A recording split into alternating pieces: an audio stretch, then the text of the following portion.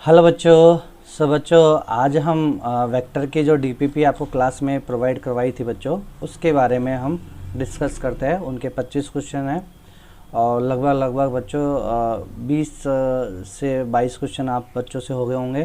कुछ 2-3 क्वेश्चन में कुछ डाउट आपको आ रहा होगा, तो इसके लिए लेकिन हम बच्चों सारे ही क्वेश्चन को एक बार वापस से समझा देते हैं। तो देखो बच्चों कैसे कैसे हम करते हैं। तो वेक्टर के बच्चों हम पहला क्वेश्चन ही डिस्कस करते हैं। वेक्टर के डीपीपी फर्स्ट का जो हम सॉल्यूशन करा रहे हैं बच्चों, ठीक है, लेक्चर नंबर 1 में। तो बच्चों आपकी जो पहला क्वेश्चन है, पहला क्वेश्चन आपको क्या दे रखा है बच्चों, ये आपके सीट है बच्चों। पहला क्वेश्चन आपको दे रखा है कि चित्र में आपको ए बी सी दे रखे है बच्चों। तो ये आपको ए वेक्टर दे रखा है, ठीक है बच्चों। ये आपको बी वेक्टर दे रखा है और ये आपको सी वेक्टर दे रखा है, ठीक है। ये एंगल आपको दे रखा है 30 डिग्री और ये एंगल दे रखा है बच्चों आपको 45 डिग्री और ये एंगल दे रखा है बच्चों आपको 60 डिग्री, ठीक। तो बच्चों आपको क्या पहले क्वेश्चन का पहला पार्ट आपसे पूछ रहा है कि a vector and B vector के बीच में एंगल क्या होगा, ये निकालना है। बहुत सिंपल सा है बच्चों। तो जब भी हमको दो वेक्टर के बीच में एंगल निकालना है तो वेक्टर के जो हेड और टेल होते हैं, अब यदि कोई बच्चा हेड टेल से अपरिचित है तो आप देख लो। तो ये वाला जो होता है जहाँ से एरो स्टार्ट होता है वो तो कहलाता है इसका टेल, और जहाँ वो जाता है जा रहा है वो कहलाता है हेड। तो बच्चों जब भी आपको दो वेक्टर के बीच में एंगल निकालना है तो दोनों वेक्टर के या तो आपको हेड को मिलाना होगा या दोनों वेक्टर के आपको टेल को मिलाना होगा, तब जाके आप इसका एंगल निकाल पाओगे, ठीक है। और परिणामी सदिश यदि आपको रिजल्टेंट निकालना है दो वेक्टर का तो आपको एक का हेड और एक दूसरे का टेल लेना है।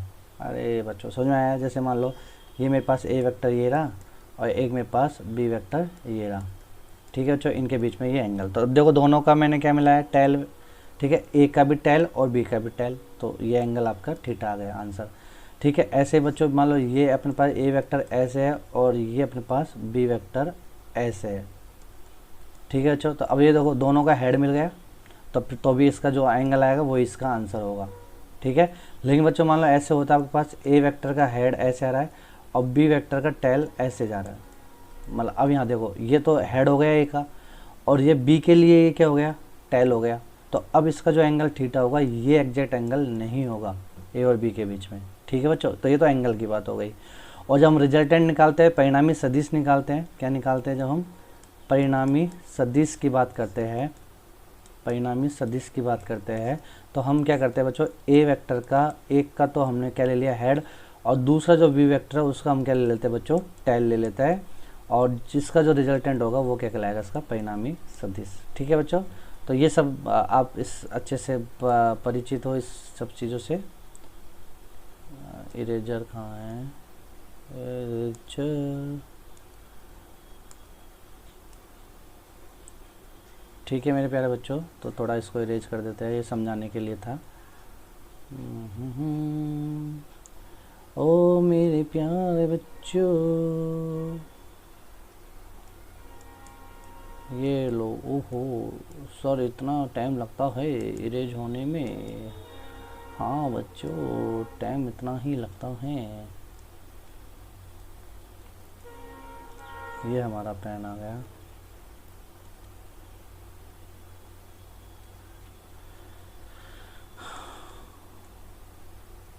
Pen ink colour. ओहो तो बच्चों देखो अब पहला एंगल ए वेक्टर, तो आपके पास ए वेक्टर ये रहा, ठीक है।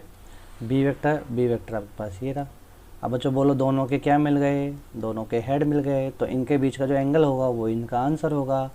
तो बच्चों ये आपको इधर से दे रखा है 30 दे रखा है ना, तो इधर से कितना हो जाएगा 60, इधर से कितना दे रखा है 45, तो 60 प्लस 45 बराबर 105 डिग्री, इसका आंसर आ गया, ठीक है बच्चों। इसी प्रकार सेकंड क्वेश्चन, तो पहले का सेकंड क्वेश्चन अपन से क्या पूछ रहा है कि a vector and C vector के बीच का एंगल। तो बच्चों ए वेक्टर अपने पास ये रहा, सी वेक्टर अपने पास ये रहा, तो बच्चों देखो ए वेक्टर अपने पास ये रहा, सी वेक्टर अपने पास ये रहा, दोनों का क्या मिल गया बच्चों, दोनों का हमारे पास हेड मिल रहा है, ठीक है। अब इनके बीच का जो एंगल निकालना है बच्चों, तो देखो इनके बीच का एंगल एक तो ये वाला हो गया, एक इनके बीच का एंगल ये वाला हो गया। अच्छा बच्चों, ये वाला जो एंगल होगा इधर वाला, तो बोलो ये तो कितना हो गया 30, और ये ऐसे ये एंगल कितना हो गया बच्चों, ये 60 है ना, ये 60 है, तो ये कितना हो गया 30। ठीक है, मैं इसमें बात कर देता हूँ, तो ये 30 और ये कितना हो गया 30, 60 और ये कितना हो गया 90। तो बच्चों यदि हम इससे बात करेंगे, यानी ए वेक्टर ये रहा, सी वेक्टर ये रहा, ए वेक्टर और सी वेक्टर, तो इनके बीच का एंगल बच्चों कितना हो गया 150 डिग्री। ठीक है बच्चों, इसी प्रकार थर्ड पॉइंट की बात करेंगे हम। तो थर्ड अपने पास क्या है, B vector angle C vector. तो बी वेक्टर सी वेक्टर के बीच में एंगल निकालना है, तो ये आपके पास बी वेक्टर हो गया बच्चों और ये आपके पास सी वेक्टर हो गया। ठीक है, ये वाला जो एंगल है ये 45 हो गया और ये एंगल कितना हो गया 60 हो गया। तो 45 60 कितना हो गया 105 डिग्री हो गया बच्चों। तो आपके पास पहला क्वेश्चन का बहुत सिंपल सा आंसर आ गया। सेकंड क्वेश्चन दे रखा है बच्चों, आपको दो बल दे रखे हैं, प्रत्येक बल का परिमाण 5 न्यूटन दे रखा है और इनका आपको डायग्राम भी दे रखा है। ये 5 न्यूटन है और ये आपके पास 5 न्यूटन है। इनके बीच का जो एंगल दे रखा है बच्चों, ये आपको दे रखा है 60 डिग्री। कितना दे रखा है 60 डिग्री। आपसे पूछा है तो बलों के बीच का कोण ज्ञात करो। तो बच्चों कोण ज्ञात करना है तो मैंने बोला आपको हेड हेड या टेल टेल मिलाना पड़ेंगे, लेकिन इसमें तो मिल नहीं रहा। इसका तो ये हेड है और इसके लिए ये पॉइंट टेल है। आया बच्चों, देखो ए बी सी और डी। तो जो ए है वो तो ए बी का हेड है और जो ये सी है वो सी डी वेक्टर का क्या है टेल है। तो ये अलग अलग हो गए ना, तो हमको एक करना पड़ेगा। तो एक करने के लिए हमने क्या करा, एक ट्रिक लगाई। ये 5 न्यूटन है, ये जो वेक्टर ऐसे जा रहा था ऐसे, अब हमने मान लिया कि ये ऐसे आ रहा था, पीछे से ये ऐसे आ रहा है। ठीक है, तो सेम कहानी वही है 5 न्यूटन की। ठिशुम।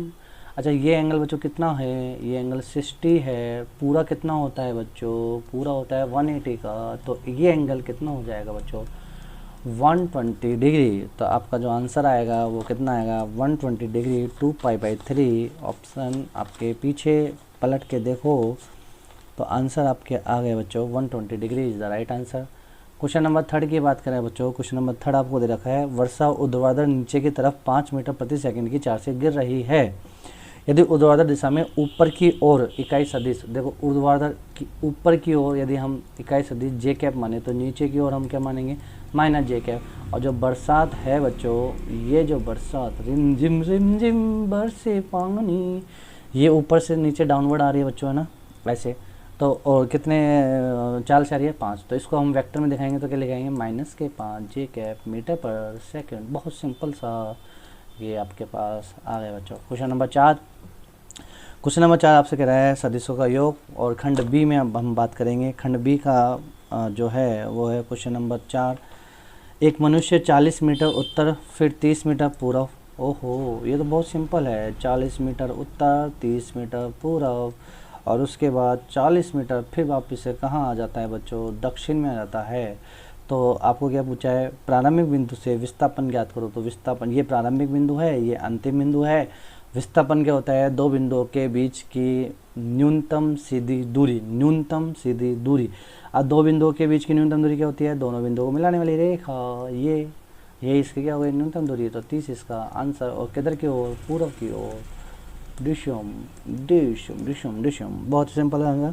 नेक्स्ट क्वेश्चन देखो बच्चों, एक सदिश जिसका परिमाण 30 तथा दिशा पूर्व की ओर को दूसरे सदिश जिसका परिमाण 40 तथा दिशा उत्तर की ओर से जोड़ा जाए तो परिणामी सदिश का परिमाण तथा दिशा पूर्व दिशा से बताओ। तो बहुत सिंपल सा क्वेश्चन है बच्चों। पांचों क्वेश्चन आपसे कह रहा है कि एक परिमाण है 30 का पूर्व दिशा में है, ये ईस्ट में हो गया।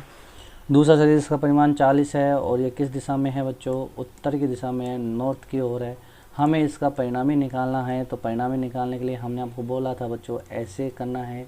देखो ये आपके पास ये वेक्टर हो गया और ये वेक्टर ऐसे है बच्चों। तो हमने क्या बोला कि परिणामी सदिश निकालने के लिए एक का हेड और दूसरे का टेल लेना है। तो हमने इसको उठा के, इस वाले वेक्टर के इसको उठा के यहाँ ले आए बच्चों। देखो ऐसे लिया है, तो देखो ये इसका टेल हो गया, ये इसका हेड हो गया, मिल गया। और जो ये दिखाएगा इनको, ये क्या कहलाएगा, परिणामी सदिश। ठीक है, इसी प्रकार अब कई बच्चे बोलेंगे कि सर आप इसको भी तो बोल सकते हो। देखो हम इसको भी तो उठा के ऊपर ले जा सकते हैं, इसको इस वाले को मैं इसको येलो कलर से दिखा देता हूँ ताकि आपको और अच्छे से क्लैरिफाई हो जाए। तो बच्चों इसको उठा के हम यहाँ ले गए, देखो ऐसे, ठीक है, 30 वेक्टर को। तो बच्चों इसका तो हेड और इसका टेल अब जब मिला के बोलेंगे तो परिणाम में यही आएगा।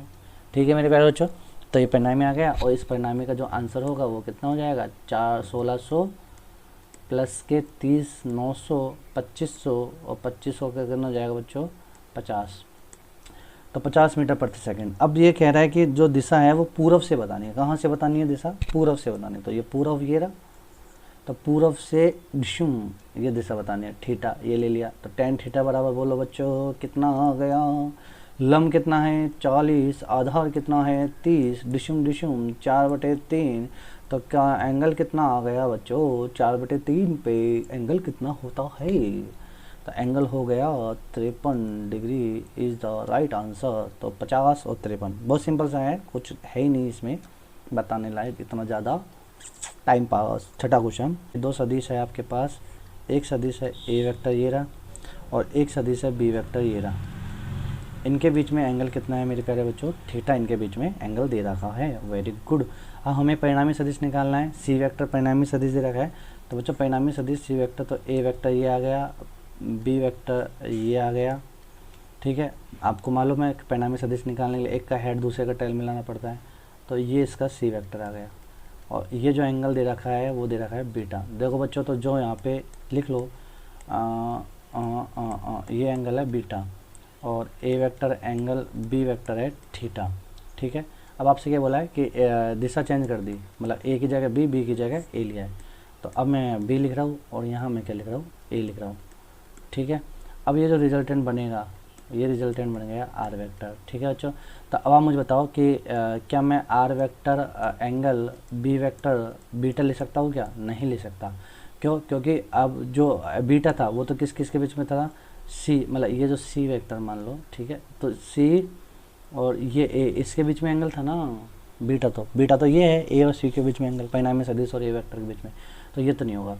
लेकिन बच्चों अब मैं देखो ये बी वेक्टर ऐसे बढ़ा दिया तो ये जो एंगल है इसको मैं थीटा से लिख सकता हूँ। कैसे कि a vector angle B vector theta है, तो B vector angle a vector भी कितना हो जाएगा, थीटा ही हो जाएगा। सिंपल सी बात है। ठीक है बच्चों, तो इसका मतलब ये जो थीटा है, दो सदिशों के बीच का जो एंगल होता है वो डिसाइड करता है परिणामी सदिश के परिमाण को। कैसे, आपने पढ़ा होगा सी स्क्वायर बराबर a square plus b square plus 2ab cos theta. अरे ये पढ़ रहा है बच्चों, यहाँ थीटा क्या होता है, दो सदिशों के बीच का एंगल। अब हम देखो दो सदिशों के बीच का एंगल वो डिसाइड करता है परिमाण को, परिणामी सदिश के परिमाण को। और परिणामी सदिश की जो दिशा होती है, परिणामी सदिश की जो दिशा होती है tan बीटा, वो डिसाइड करता है कि परिणामी सदिश का किसी एक सदिश के साथ बनाया गया एंगल।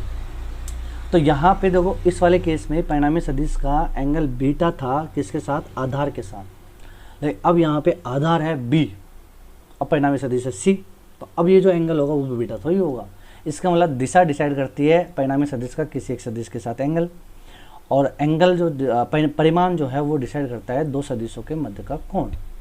वापिस से सुन लो मेरे प्यारे बच्चों, परिणामी सदिश का परिमाण वो डिसाइड करता है कि दोनों सदिशों के मध्य का एंगल।